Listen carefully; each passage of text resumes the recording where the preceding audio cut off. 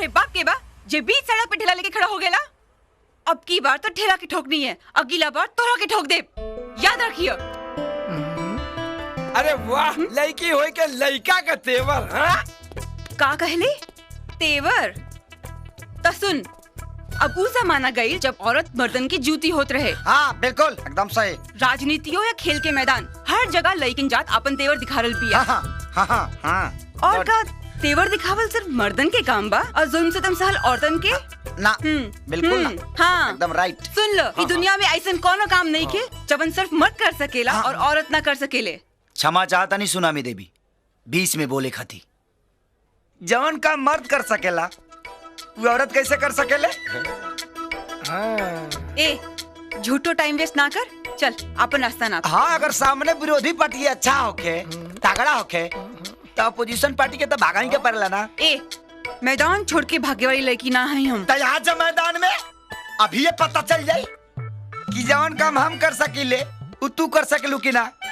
हमरा मंजूर बा। अच्छा।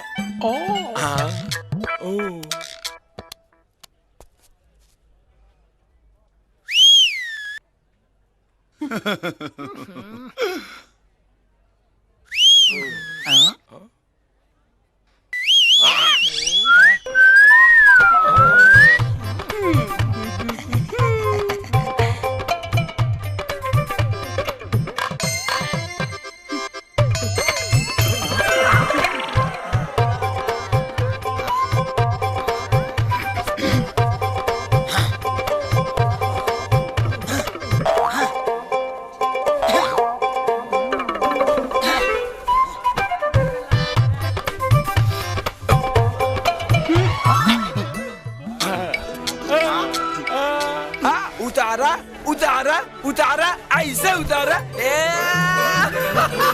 ऐसे उतारा। चल हट, जाहिल गवार कहीं के। हम जाहिल ना होई। आई एम सातवा पास, फर्स्ट डिवीजन। या मैट्रिक पास भी नहीं खे। हट।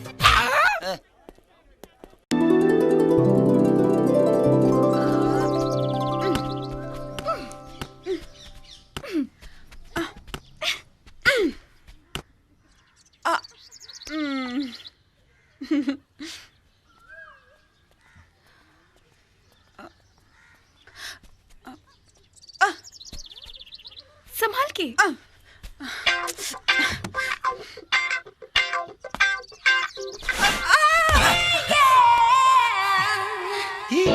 तू छोड़ हमरा के, छोड़ हमरा के।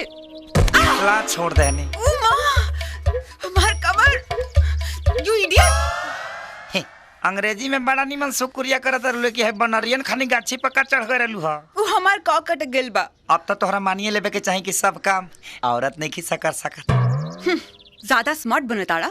स्मार्ट तो हम बचपने के हई, माई हमर कहले कि हम करोड़ों में एक पीस बनल बनी। का हो भाई, हम इतना स्मार्ट हई, ओवर स्मार्ट कि तोहरा के बिना छुए चुम्मा ले सकतानी। का तू हमरा के छूबो ना और चुम्मा ले लेबो। कुछ पागल कहीं के। अगर तोरा विश्वास नहीं हो तो लागल 100 रुपए के बाजी। ठीक बा, लागल शर्त। पका का मौसा ले ली। ओके।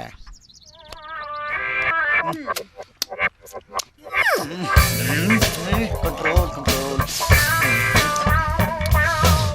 सटल दे।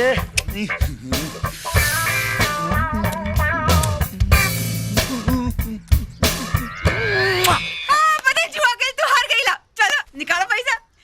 हाँ हार गए नहीं रे। यस, हम जीत गए नी। एक बार और लगा ले हल जा। एगो चुम्मा मिल गइल बा। ये तो सचमुच बहुत स्मार्ट निकलल। 100 रुपए में तार चुम्मा ले लिया काजल।